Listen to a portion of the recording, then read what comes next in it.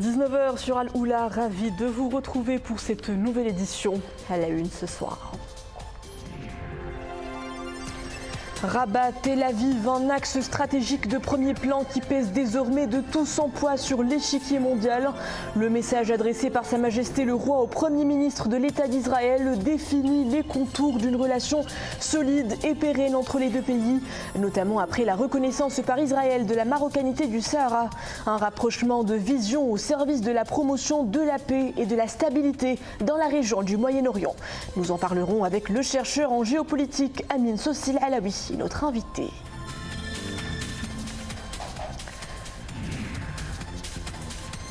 Plaque tournante de la production automobile, le Maroc amorce une révolution industrielle connectée. Un accélérateur de projets d'innovation mondiale vient de planter son étendard à Casablanca. Une brique technologique qui aura pour vocation de répondre aux nouveaux enjeux de l'automobile.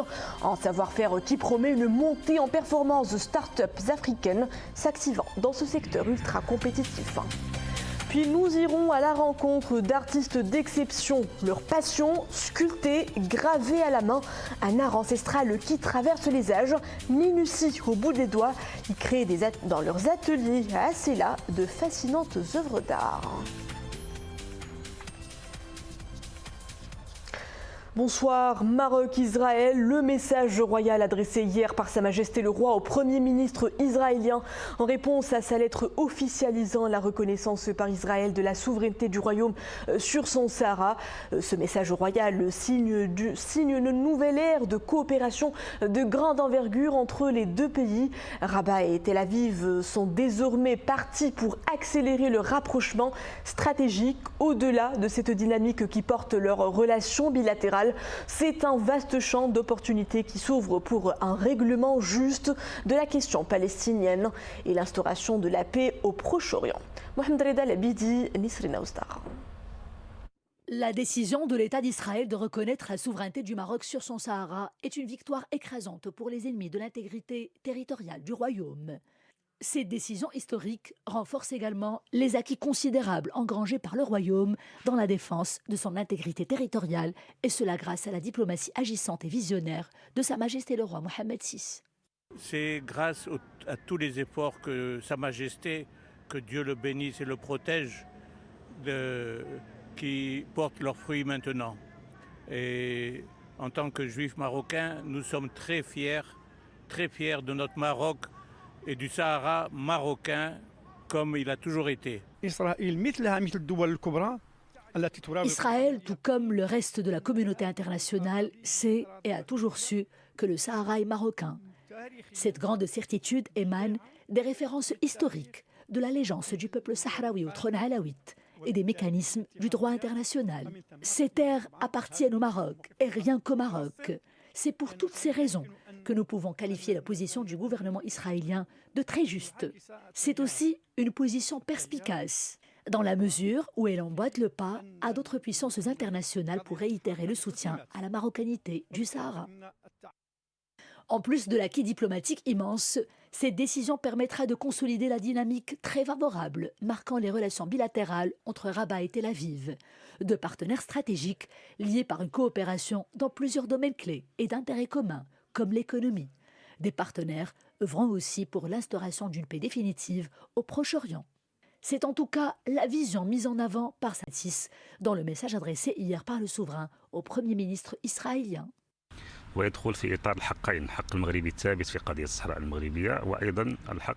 L'annonce de Tel Aviv de la reconnaissance de la marocanité du Sahara rend justice à la légitimité de la première cause nationale, sans altérer bien sûr les droits fondamentaux du peuple palestinien, ni les constantes de la nation palestinienne. D'ailleurs, la position du Maroc a toujours été totalement en faveur des droits inaliénables du peuple palestinien, et cela en jouant pleinement et avec fort engagement son rôle de médiateur, écouté et respecté par les deux parties. La position constante de Sa Majesté le Roi Mohammed VI en faveur des droits légitimes du peuple palestinien est en effet sacrée. Le souverain avait même élevé la question palestinienne au rang de la première cause nationale. Pour un décryptage avec nous sur ce plateau, Amin Sossé Alaoui, chercheur en géopolitique. Bonsoir. Bonsoir. Alors, le message royal adressé hier au Premier ministre israélien fait franchir un nouveau palier aux relations entre le Royaume et Israël. Il annonce même des perspectives prometteuses pour le règlement juste du conflit israélo-palestinien. Le message du souverain est une feuille de route qui montre la voie à suivre pour ce rapprochement. C'est clair que le message royal n'est qu'un aboutissement d'un processus qui a réuni tout un tas d'efforts diplomatiques, politiques et surtout de stratégies de la monarchie marocaine guidée par la vision royale de la géopolitique et des relations internationales. Le message royal est survenu après un message envoyé par le Premier ministre israélien et qui montrait clairement que la décision était prise à très haut niveau et prise au sérieux. Ça veut dire qu'il y a des pas petit à petit prenant place dans les décisions de l'État israélien avec des projets très clairs. D'ailleurs, la décision d'ouvrir un consulat d'Arlan en est témoin. Et ça veut dire que aussi il y a très clairement une volonté commune de vouloir transformer ce rapprochement à des actes, à des pas.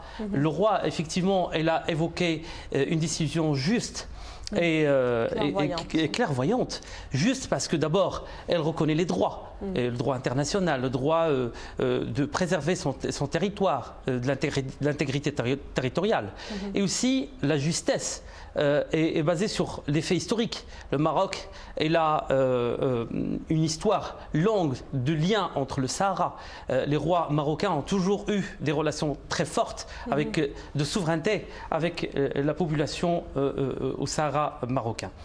Effectivement, le message royal est né un pas en avant et il a fait appel au gouvernement israélien pour faire un pas en avant. C'est d'abord la demande de faire une visite, justement la visite de Netanyahou au Maroc et qui pourrait être clairement une ouverture, les apports de cette nouvelle visite à l'invitation de Sa Majesté le Roi aux deux pays, mais également au dialogue israélo-palestinien qui est aujourd'hui au point mort.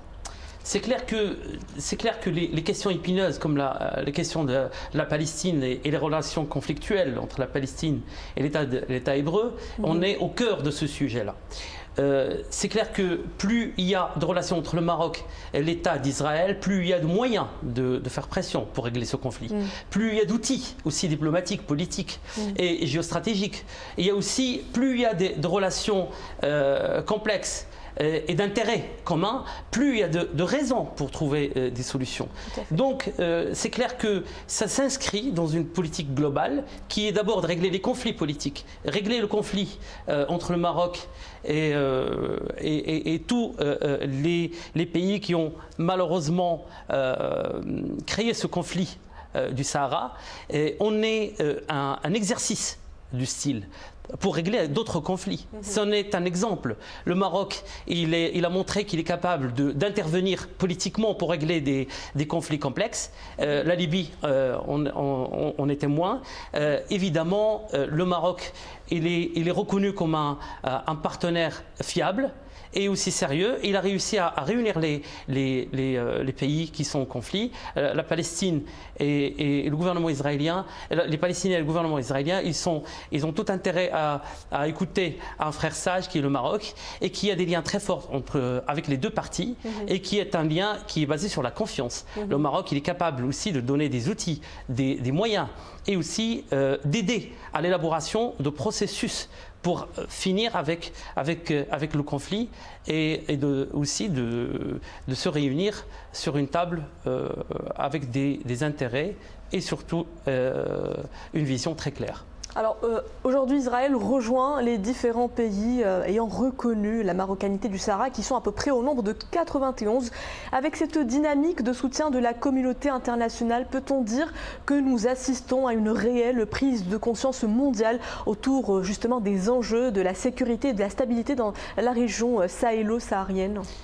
À vrai dire, c'est une reconnaissance de la fermeté du Maroc face à ce dossier-là, qui est le dossier de son intégrité territoriale. Et aussi les capacités du Maroc de pouvoir faire valoir ses droits. D'abord. Après, évidemment, que la prise de conscience des conflits qui peuvent être générés à cause de ce genre de conflits et du genre des crises sécuritaires, des crises économiques et aussi des crises du genre l'immigration et ainsi de suite. Le Maroc, évidemment, a tout intérêt à trouver des partenaires sérieux, très clairs dans leur vision. Et plus il y a de rapprochement avec les pays qui créent la politique internationale, notamment les puissances internationales, plus il y a de rapprochement, plus il y a d'issues pour ces conflits-là. Évidemment, plus cette dynamique évolue dans le sens de sagesse, c'est-à-dire de régler ce conflit-là et de faire face à toutes les erreurs qui ont été faites dans l'histoire par le colonialisme, plus il y a de possibilités d'avancer vers l'avant et de régler d'autres conflits dans cette région-là qui en découlent. Justement, avec cet élan de soutien des grandes puissances mondiales à la marocanité du Sahara, fruit de la diplomatie royale agissante, sommes-nous effectivement en train de nous rapprocher du règlement définitif de la question ? Évidemment qu'on est face à des pas énormes. On se rapproche de plus en plus à une clôture de ce dossier. Clôture qui, vraisemblablement, reconnaît les droits de tout le monde et fait beaucoup de... comment dire ? De cette question-là fait beaucoup d'efforts pour trouver des solutions réalistes, c'est-à-dire le développement dans cette région-là, qui garantit à la population locale une vie meilleure, et des solutions bien évidemment politiques pour intégrer toutes les oppositions politiques qui peuvent être la cause de tout différents futurs. Donc évidemment que la clôture, on pense qu'on sent l'air de cette clôture et on se rapproche de plus en plus. Les Nations Unies, elle est très claire là-dessus. Tous les rapports des Nations Unies reconnaissent le plan marocain comme un plan unique, sérieux et réaliste. Donc effectivement, les pays qui ont suivi, qui ont décidé de clarifier leur position, n'ont fait que d'abord se mettre à respecter le droit international et de suivre la loi de la logique de la politique internationale et de voir que la réussite se fait dans ce terrain-là en suivant le plan marocain qui est un plan sérieux et vraisemblablement c'est la seule solution qui reste pour résoudre ce conflit et dont on sent la fin. Monsieur Amine Sosé Alaoui, chercheur en géopolitique, merci pour tous ces éclairages. Le Conseil de gouvernement également à la une de ce journal. Sur la table de l'exécutif ce jeudi, l'examen d'une convention entre le gouvernement marocain et le gouvernement de la République du Cap-Vert relative à la non-double imposition et à la lutte contre l'évasion fiscale en matière d'impôt sur le revenu, ainsi que le projet de décret portant approbation à la dite convention. Également à l'ordre du jour des travaux de la réunion du Conseil de gouvernement, l'adoption d'un projet de loi modifiant et complétant la loi relative à la réparation des accidents de travail. Ce texte accorde au ministre de la Santé et de la Protection sociale l'autorité sur les structures chargées de la protection sociale. Le Conseil de gouvernement a par ailleurs approuvé le projet de décret en application des dispositions de la loi relative aux droits d'auteur et aux droits voisins en ce qui concerne la rémunération pour reproduction reprographique.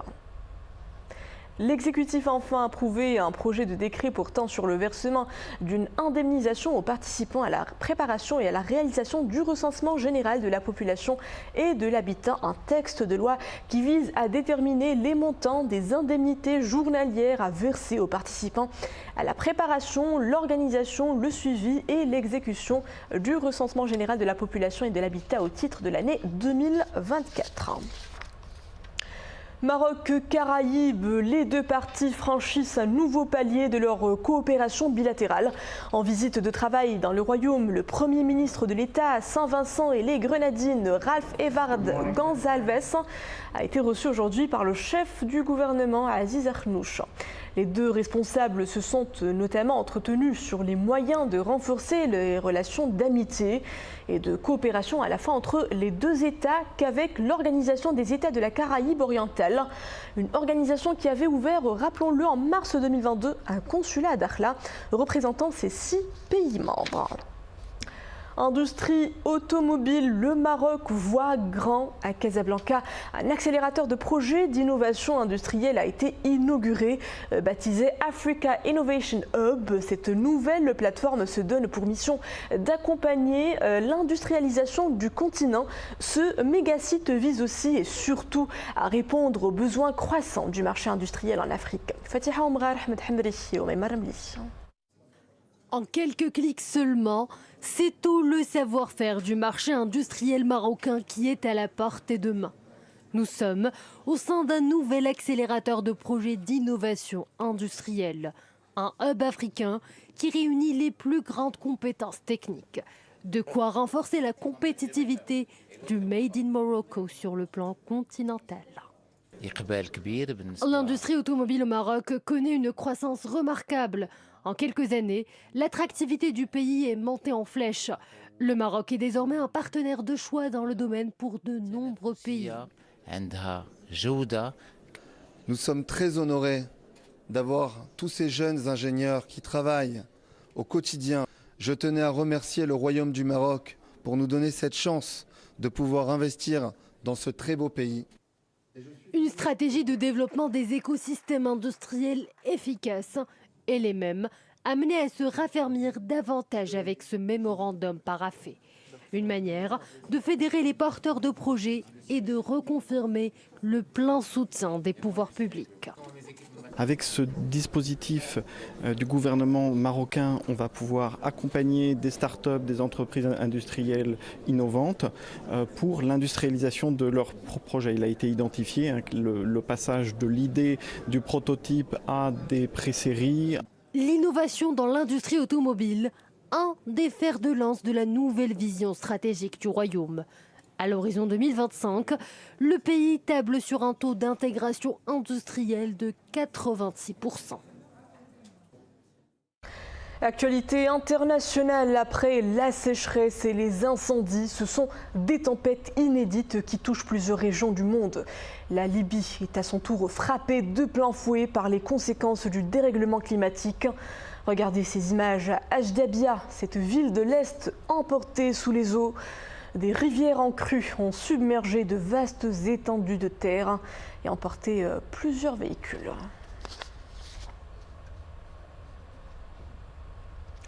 La Norvège en veille sanitaire au lendemain de la propagation sur son territoire de la grippe aviaire, une épidémie décrite comme la plus importante jamais vue dans le pays. Dans le nord de la Norvège, des décès massifs d'oiseaux ont été observés le long de la côte du Finnmark. L'Institut norvégien de santé publique déclare un risque d'infection très faible pour l'homme.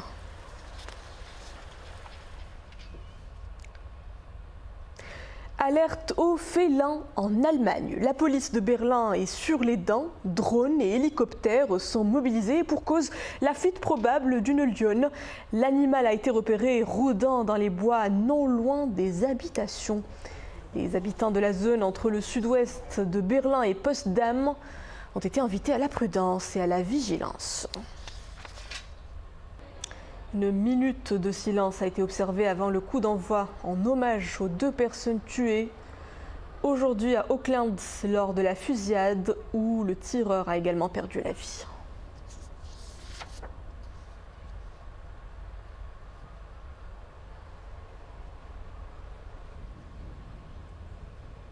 Page culturelle pour clore cette édition, son cachet artistique, ses fresques murales et ses échoppes atypiques en font une véritable galerie à ciel ouvert. À Sela, cette pépinière d'art continue de respirer la création et le savoir-faire d'exception propre aux Elachi. De ruelle en ruelle, sous ces remparts se croisent des artistes de toutes les sensibilités. Une trentaine de mains virtuoses s'y sont retrouvées autour d'un atelier de gravure. Reportage Maria Ouad. Ils sont pour la plupart peintres, lithographes et graveurs. Tous ont en commun l'amour des images, Après avoir peint, estampé fresques murales, direction la lourde presse en bois métallique, vieille de plus de 2 siècles. Là, les œuvres des artistes sont reproduites à la manière d'antan, un procédé d'impression artisanale qui a ses adeptes.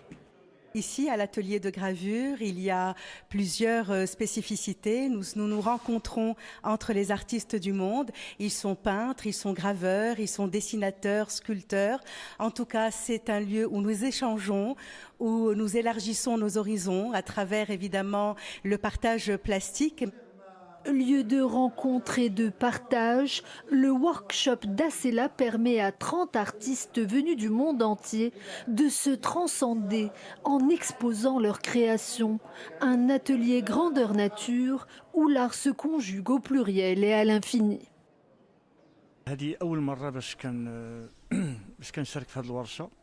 C'est la première fois que je participe à cet atelier artistique. C'est une belle opportunité pour moi de montrer mon travail aux visiteurs. Nous échangeons beaucoup entre peintres. Sur les techniques artistiques, cela est très enrichissant. Je suis graveur, j'aime mon métier qui est aussi ma passion. Je vis entre le Maroc et l'Espagne et je suis venue à ce forum d'Acela car j'aime partager ma passion avec les autres graveurs et peintres. Ensemble, nous discutons des dernières techniques de gravure. Comme une dynamique collective, graveurs et lithographes inscrivent ensemble la mémoire collective comme un arrêt sur image, le temps d'un atelier artistique éphémère.